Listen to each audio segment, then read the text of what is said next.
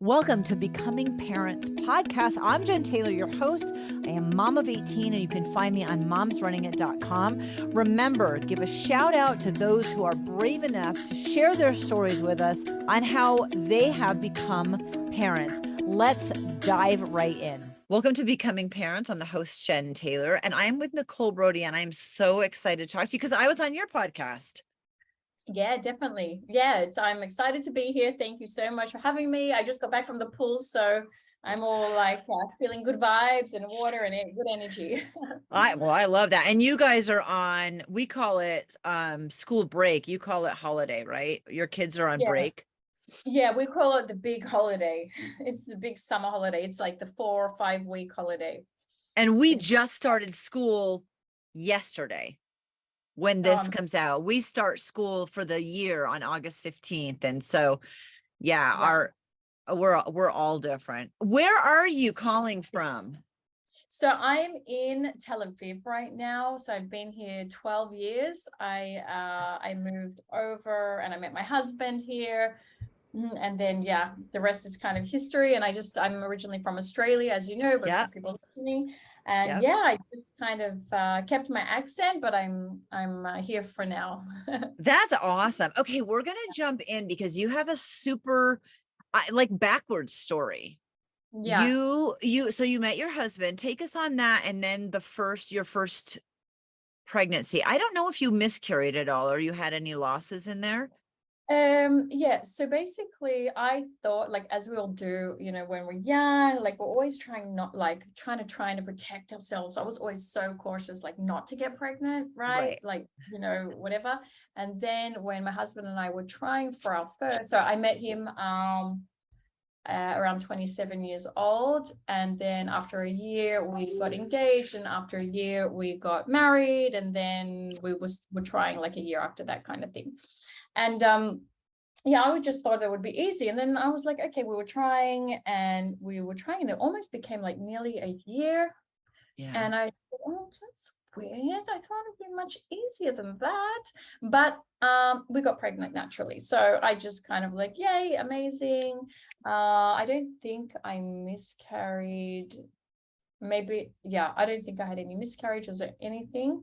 But I did have a lot of hormonal issues. Like for many years I had irregular periods, to the point where I thought it was kind of normal for me. I would go a few months without it, so probably why, of course, it was hard for me to get pregnant with my first.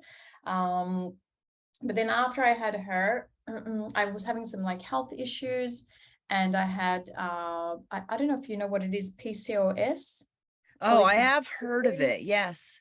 It's very common, actually. A lot of women are not diagnosed, but I think I pretty much had it for many years because I had very bad acne on my forehead and on my jawline, a hair loss, and I just wasn't diagnosed. And then when I went to try to get pregnant for our second, which was about 2 years after Shai, my daughter, was born, I was like, okay, this is also taking a year.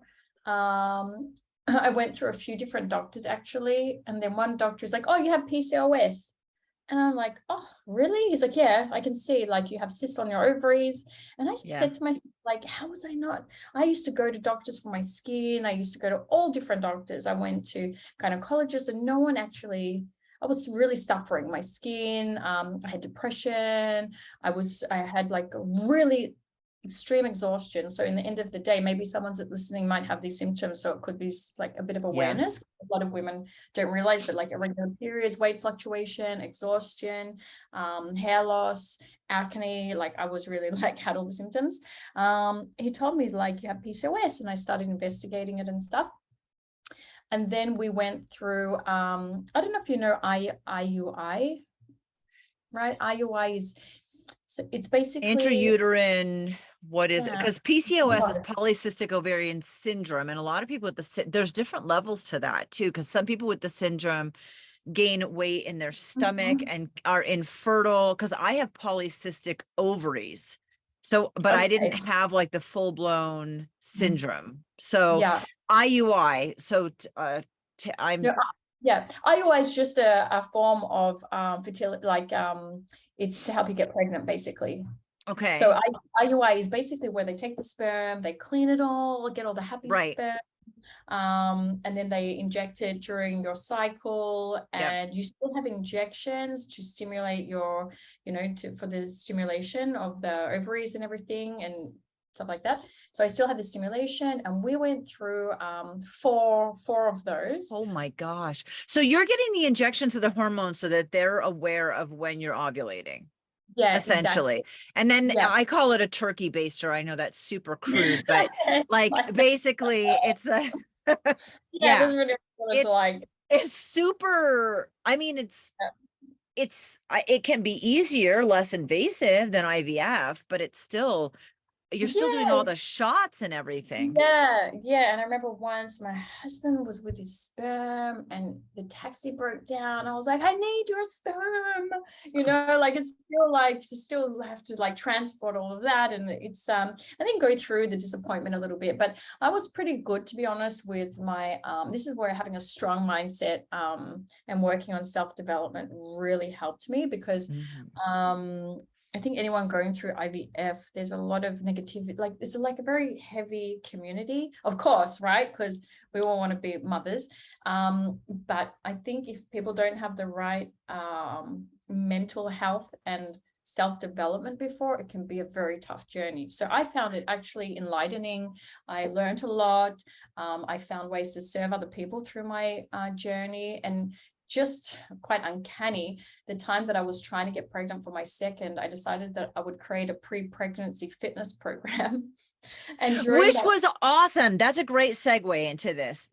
I have a question, because we're going to talk about your business at kind of towards the end, but let's just do it now, because you're a coach and you do coaching and fitness and you work with women. Did you do it before your daughter? No. So the thing is, I'm kind of even less in fitness now, but at the time I was creating a pre-pregnancy program because I was exercising to get pregnant. I was like, I'm going to focus on my shoulders. I'm going to focus on my core so that when I'm pregnant, I was always into fitness, so that when I'm pregnant, I can have a great pregnancy and post-pregnancy. And I said, oh, we really need this in the market, like a program. I still have the program. It's evergreen. It's not something I'm a huge focus on, but I still love it. But during that period, when I'm promoting my pre-pregnancy program, I was like, oh my God, I can't even get pregnant. So it's just, it was really weird timing. And I was like promoting this, but then it was interesting. Then I realized that my program actually served people going through infertility, because it was to help them get fit and healthy and good mindset. So it was just interesting timing. And but the main point is that I think having a really strong mental health self-development system to do mindfulness, meditation, self-love, because it's really hard, and I don't think I would have done without that. And then I started taking some products that helped me with all my stuff. So anyway, I overcame kind of my symptoms, which was amazing. And then after the 4 IUIs, sorry if I'm just talking too much, just stop me. No, you're great. You're good. Let's jump into the 4 IUIs. Okay. And then we basically went to IVF. And something that's really interesting, by the way, the healthcare system here, IVF is free, completely free pretty much. It's really interesting. In Israel, it's free up until I think you're 42. Wow. So we just had to pay for very small fees, like some injections, like stuff from the pharmacy, but as well, that was subsidized. So it was like, I don't know, maybe it cost us, maximum $800, maybe $1,000 in the end, just to buy extra bits and pieces. Holy cow. So which was really great, obviously. So I found this absolutely amazing doctor. He was just like my angel, and I've referred so many people to him. He has given so many people I know babies. It's insane. So I went to this doctor, and he was amazing. He's got 6 or 7 kids as well, I think. And we went through everything. And the first time we did the implantation, my husband and I were arguing if we're going to put 1 or 2 eggs in. Right, we hadn't, and he's like, well, freaking decide. And I'm like, I said to my husband, well, I want to put 2 in, and he's like, I want to put 1 in. And I was like, okay, so we're having this argument, and the doctor's like, you guys should have figured this out before. So we put one in, even though I wanted two in, but like we put one in. And I don't know if it was like subconsciously or not, but the next day you have to, of course, take all your hormones and everything. And I never told my doctor this, by the way, because I thought he would call me, but I missed one of my injections. And I was like, they're really important injections. I was like, oh shit, I missed one of my injections after the implementation. And I think once a needle broke, and I was like, it's fine. It's fine. It's going to be fine. And obviously, I didn't get pregnant. Well, not obviously, but I didn't get pregnant with that one. And I think maybe I miscarried, actually, because I have a feeling I miscarried anyway. So then before the next, we went through another round of it. And I think I said to my husband, let's like put two in, like we have better chances and everything. Right. Like would be cool or whatever. So we put two in, and it was so funny. Like during the time of waiting, I just never forget, we were at my mother-in-law's and she cracked an egg and there was the two yolks. And I was like, oh my God, I think I'm going to have twins. And then my daughter, so she was about 5 at that time, she's like, Mommy, you have 2 babies in your tummy? And I was like, I don't know. Do I have 2 babies in my tummy? It was really weird. I think I have that on video, by the way. And then obviously, like I got pregnant and I had twins. So yeah, and since then, now they're 3.5. But yeah, that was kind of my journey. Obviously, that was over a period of about 4 years. So it was 4 years of, that during that time I also went deaf. I know that. Why? So when my daughter was 4, so we were going through infertility. We think we're doing the IUIs. I was about to do IVF. It was her 4th birthday, and I had really bad ringing in my ear, and I was actually flying to Australia the next day. And I woke up, I was flying to Australia 2 days after, sorry. So I woke up the next day and it was really bad ringing, like really piercing. And I said, I'm so dizzy, I must be sick or something. And I went to the doctor and she sent me straight to emergency.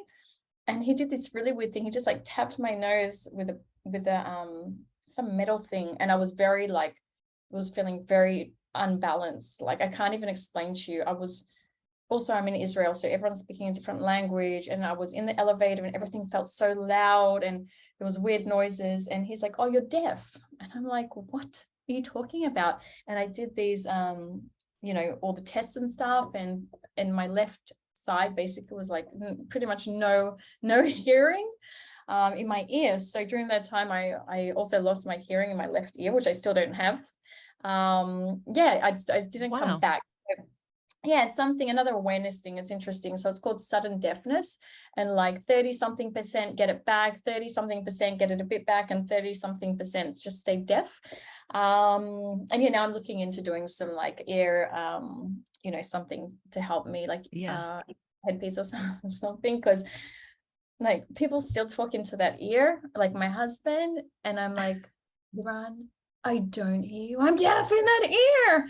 And like, and people, even my friends, I'm like, guys, I don't hear anything. I'm deaf. And I have to always like stand on the other side of like when I'm walking, otherwise I don't hear anything. So yeah, so it's just like another interesting part of the journey that it just makes you really appreciate things. I don't really see it as bad. I just see it as it's kind of spices life up a little bit for me and makes me understand what other people go through. And it's very interesting, to be honest. I know that's a very weird way of looking at it, but that's just I love that. I love that. And also I went through wars here too, by the way. That's right. There's some wars happening too.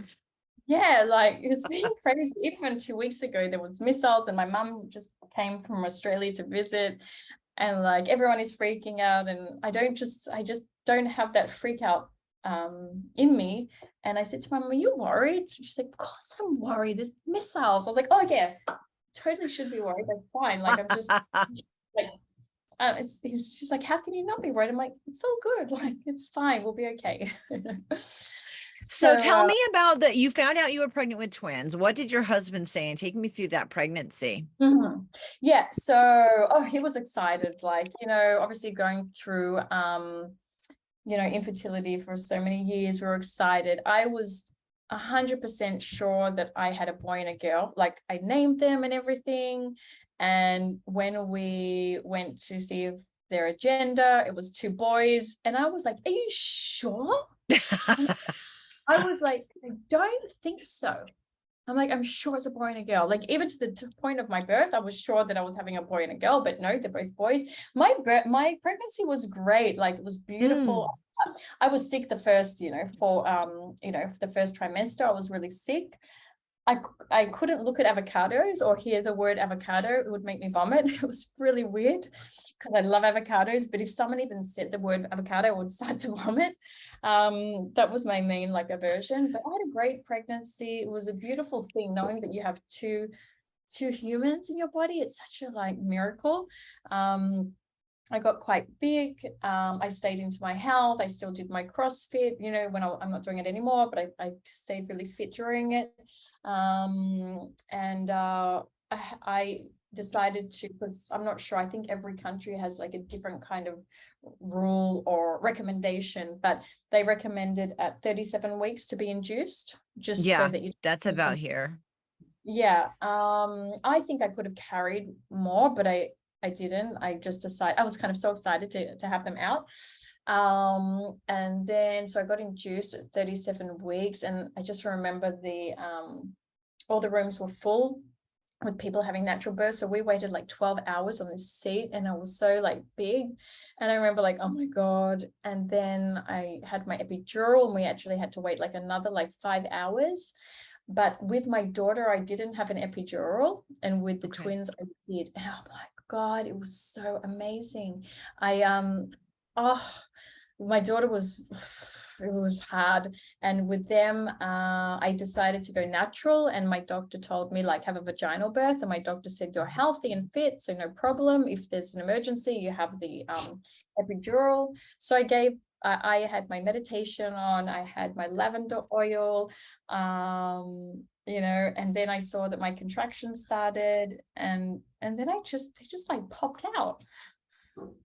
It was amazing. And even the doctor's like, wow, what do you take? And I'm like, well, I take health products and stuff. It was really beautiful. And I didn't have any tears or anything. Ravid, the one that came out second, he was having some breathing issues, so he went to the NICU actually after hours. It was really cute though. They put them together, and they were holding hands, but then he was having trouble breathing, so he was taken to the intensive care, which is really hard, right? So when you just give birth, and I don't know about how it is where you are, but here they don't really push breastfeeding that much. And I told them that I'm breastfeeding, so they thought I was fucking nuts. They were like, are you sure? I said, of course I'm breastfeeding. I put alarms on my phone. They thought I was insane. I would go into, because they were in, they had a bit of jaundice, so they had to be under the lights.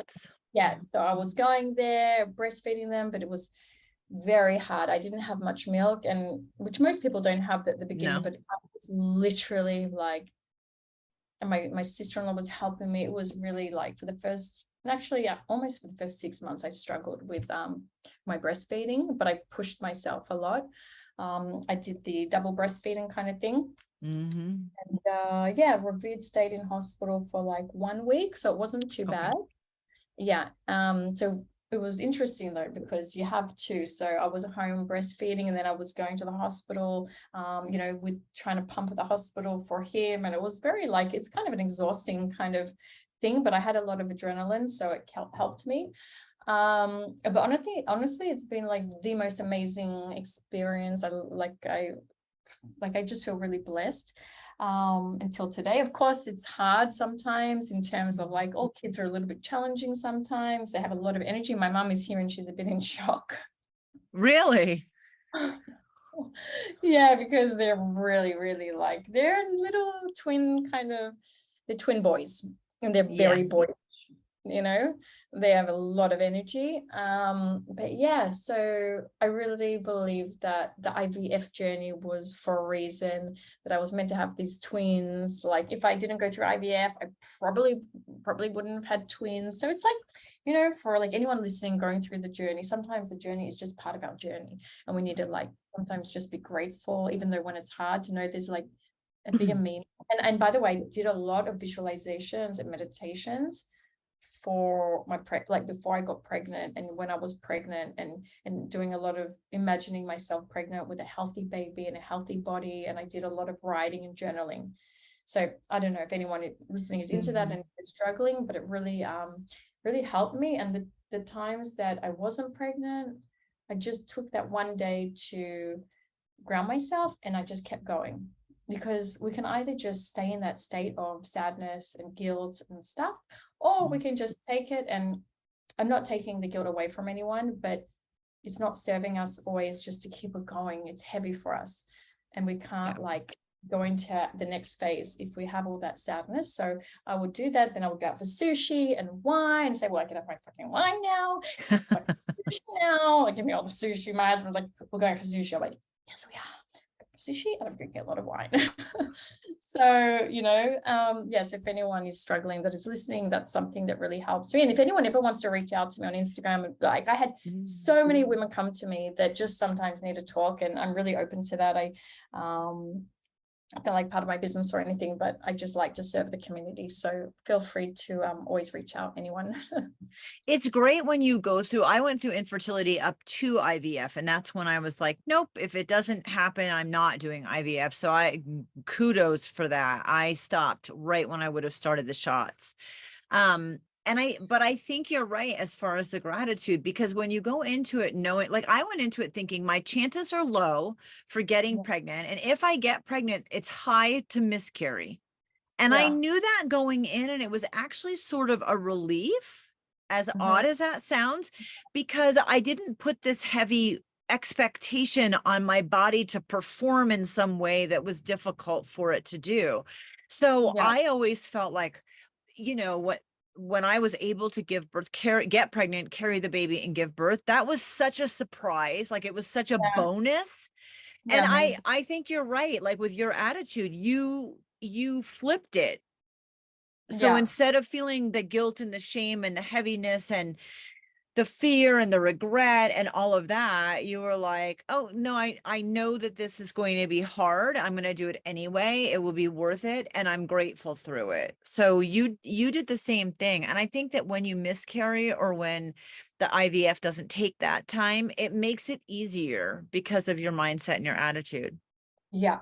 But that takes work, right? Like that's it's a lot of work. Like till today, I'm doing like meditations and gratitudes. It's actually work. It's like part of a lifestyle that you have to work on. It doesn't just come. It's not like, oh, I'm just so grateful for everything and so happy. It doesn't just it doesn't come naturally always to us. We have to work hard at that, you know? You were doing it physically though, too, by staying in shape, by recording the pre-pregnancy. I think that that's a great place to focus. You're focusing on the positive and the parts that you can control. Yeah, exactly. That's the thing. We have to focus just on what we can't control. We just have to try, let it go. Just as I know it's hard, right? Because especially for I was so in the infertility community, it's heavy. People get very triggered, right? Like some can't see like women getting pregnant. Like there's a lot of triggers, or the millions of times like, why doesn't your kid have a brother or sister, like for secondary infertility? And I would be so honest, like, because we can't get pregnant, I'm trying, like, you know, but some people just go into themselves. So there's a lot of triggers for the community. But yeah, it's just something that takes a lot of self-development. That's one thing I just really recommend if anyone is struggling to work on themselves, because the stronger you are and the stronger your mindset, things won't affect you as much, because, you know. Yeah, I agree. Tell me what it's like having 3 kids. They're 8 and 3.5 now, right? Yeah, my daughter's 8.5 and the boys are 3.5. Yeah, it's great. It's crazy. I'm juggling a business, and I'm juggling work and trying, like, I'm keeping fit, and now they're on holidays. So I'm really just doing the balance. Yeah. But yeah, honestly, it's amazing. Obviously through Corona, you know, I was kind of in the home with all of them, trying to do what I'm doing now, but with them, it was like having school holidays with no with the doors locked, which is like, which I'm sure a lot of people went through. But yeah, that was a bit of a challenge, but we managed that. It's amazing. Like, I'm just always staying in a sense of gratitude. Obviously, like, some things arise with kids. We have problems. I have one of my sons having some issues and we just have to work through it. But it's really a blessing. Definitely. I love my kids to death. We have everything in the show notes. We have your Instagram, which you mentioned. Let's dive in and talk. I want to wrap up about your website, and it's your name, NicolleBrodie.com. So easy to find, and it's in the description. And what's your main focus now? Because you still have exercise as a big part of the website. Yeah, so it's funny, since we actually spoke last, I kind of pivoted a little bit. So so the online, so I have a fitness program and I do a lot of health, but it's not my main focus. I still have that program available for anyone, the pre-pregnancy program. And then for many years, I was really helping women create another form of income. And then this last, now I've kind of gone into like my real deep passion, which is helping mums who have a business or a career juggle motherhood, because I realized that's like my personal superpower. So I basically now just coach mums. Mostly, I have some other women that aren't mums, but I mostly coach mums who are working or in a career that maybe feel like, I see so much, like they feel guilty or they have no time, they're stressed, they're not coping with certain things. Maybe their relationships are not as good as they want to be. They're not fit and healthy. They don't have time to eat well. So we do, I do one-on-one coaching for these women to give them the belief again in themselves, that they can look after themselves, that it is possible to look good and feel good and be amazing while still being a mum and still having the career and business. Is totally fine. It's actually amazing for the women. I think we get a bit of guilt for wanting to have it all, but it's all possible. So I just coach mums that maybe have lost their way a little bit, just to feel freaking amazing. And I love it. Yeah, just helping support women in that way. Nicolle, I'm so excited to have talked to you about this. You had a really interesting journey, and I appreciate you sharing it. Thank you so much. No, thank you so much. Thanks for allowing me to come and share. And yeah, I love you. And I think you're amazing. Love you. Thank you.